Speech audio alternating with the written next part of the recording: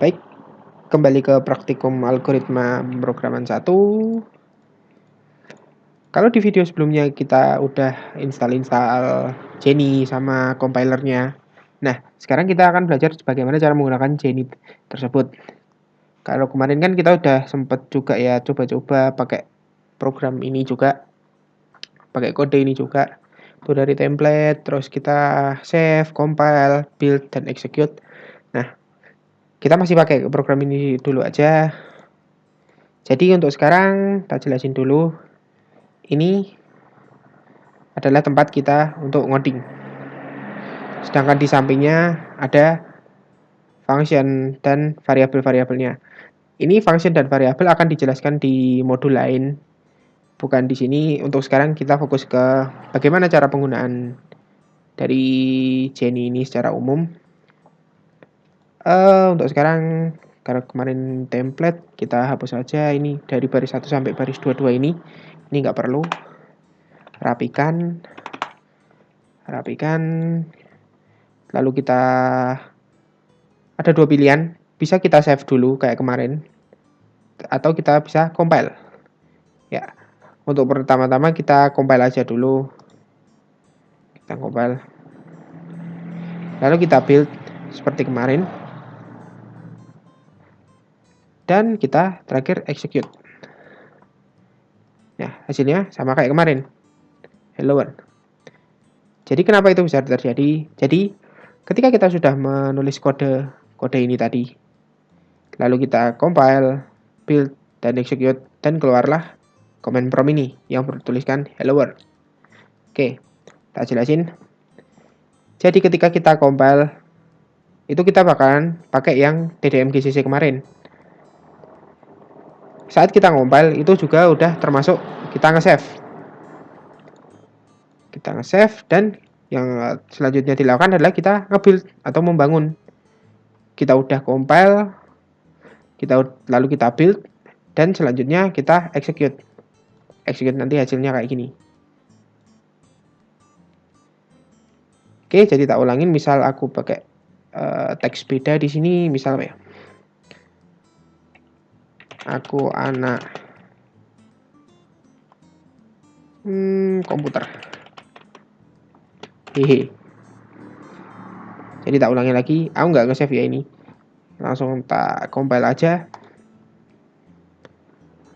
Finish. Kita build. Juga finish. Lalu kita execute. Loh, aku anak komputer. Hehe. Jadi gitu ya. Jadi ketika kita udah menuliskan kodenya, kita compile dulu, lalu di build, baru kita execute. Misal aku ada perubahan, aku ada anak komputer tagar 2. Kita compile, coba. Masih bisa, compilation finish successfully. Kita build, juga masih successfully karena secara sintaks ini tidak ada kesalahan. Dan kita execute.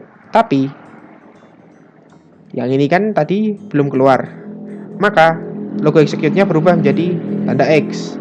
Tanda X itu untuk apa? Coba kita klik.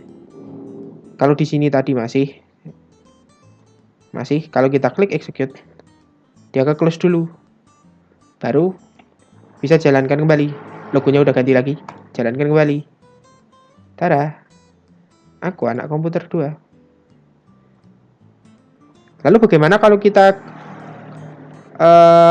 ngedit, misal aku anak komputer 100, tapi kita nggak melalui compile dulu. Kita coba langsung build.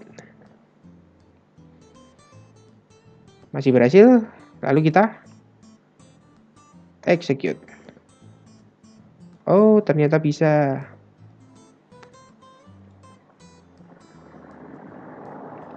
Oke. Tapi bagaimana kalau kita langsung execute? Misal aku ini tak ubah jadi 500.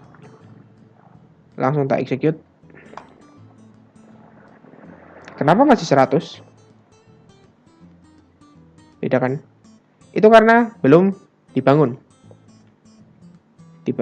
Jadi urutannya itu sebenarnya compile, build, Tapi ada juga kasus kayak tadi, build langsung bisa, lalu di-execute. Kalau kita langsung execute seperti ini tadi, ini 500 tapi nggak kita compile atau build, dia hasilnya masih akan sama yang tadi, nggak akan berubah. Bagaimana kalau kita compile, langsung kita execute? Sama saja, dia nggak ada proses membangun. Oke, jadi compile itu sebenarnya lebih ke proses pengecekan apakah ada kesalahan atau tidak.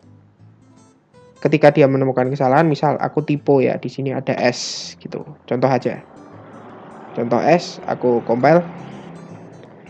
Nah, ini contoh ada yang error. Coba dilihat di sini. Error S was not declared in the scope. Bla bla bla bla bla. Compilation failed.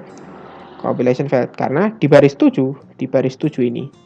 Nih, di baris 7 sini. Kalian klik aja, nanti akan menuju errornya di mana. Baris 7 terus bla bla bla 11 itu maksudnya ini kesananya 11, ini ibaratkan aja kolom 11, baris 7 kolom 11. Itu ada kesalahan, S tidak dideklarasi. Untuk pendeklarasiannya itu udah di materi beda. Oke, tak ulangin lagi kalau nggak ada kesalahan. Misal kalau nggak ada kesalahan, compilation finished successfully. Sehingga kita bisa nge-build lagi. Tak close dulu. Kita langsung bisa nge-build. Execute. Nggak error. Tapi coba kita ada kesalahan ya di sini, terus kita langsung build aja lah. Hasilnya juga sama. Nggak bisa di execute karena ada kesalahan. Kita benerin dulu kesalahannya, kita build langsung aja. Successfully execute. Normal.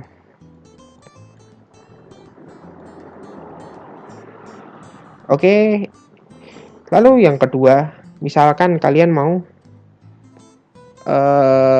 buat file baru. Buat file baru lebih cepat. Jadi aku misal butuh satu file baru nih.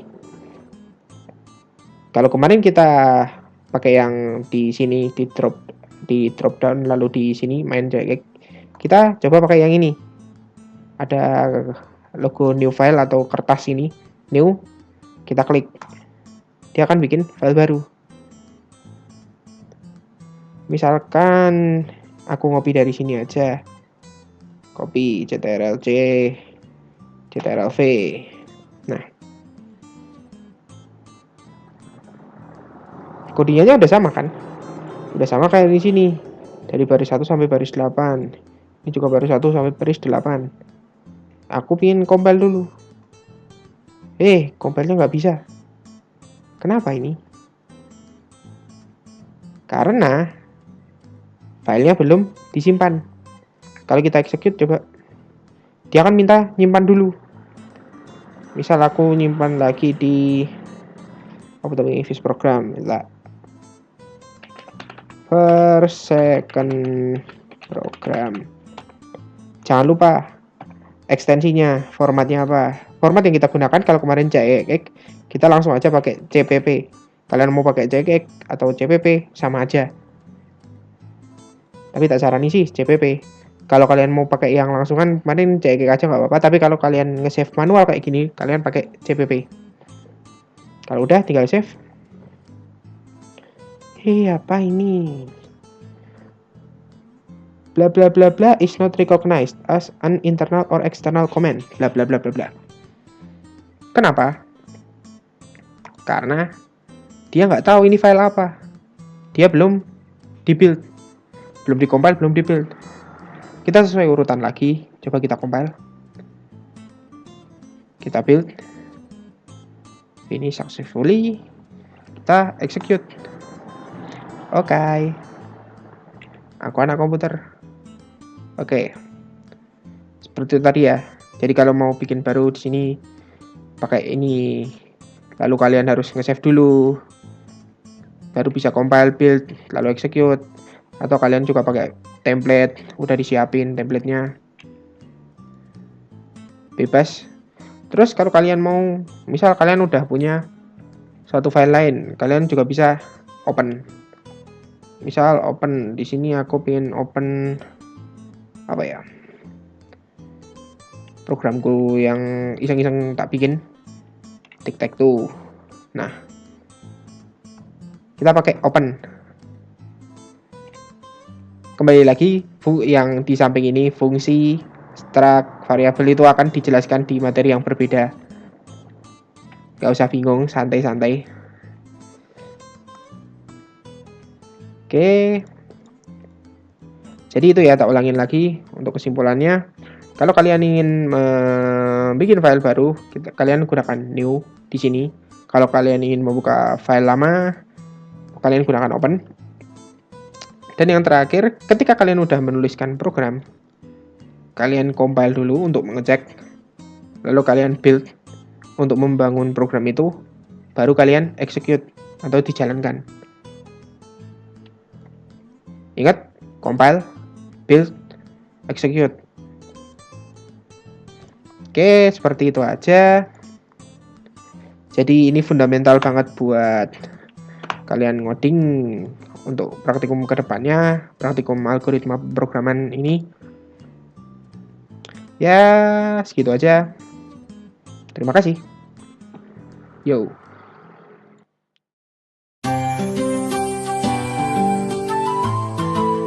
Oh iya, mesti pada bingung. Kemarin kan putih, Mas. Backgroundnya. Tulisannya juga agak beda. Kok bisa, Mas? Oke. Kalian main-main aja dengan menu-menu yang ada di sini. Untuk bisa gini, biar kelihatan programmer banget, kita pakai background yang hitam dan agak ngeleganin mata sih sebenarnya. Gimana caranya? Kalian ke view ini view, lalu change color scheme. Nah, ini udah disediain sama Jenny-nya. Kalian mau pakai yang apa? Untuk defaultnya biasanya kita pakai yang kayak kemarin, putih terlalu bersinar, keterangan mataku sakit, atau apa, bebas. Banyak pilihan.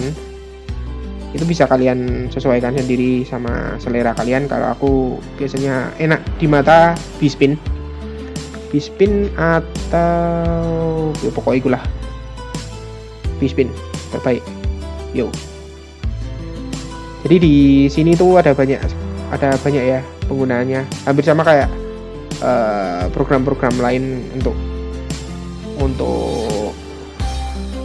digunakan. Oke, segitu aja. Oke, terima kasih. Yo.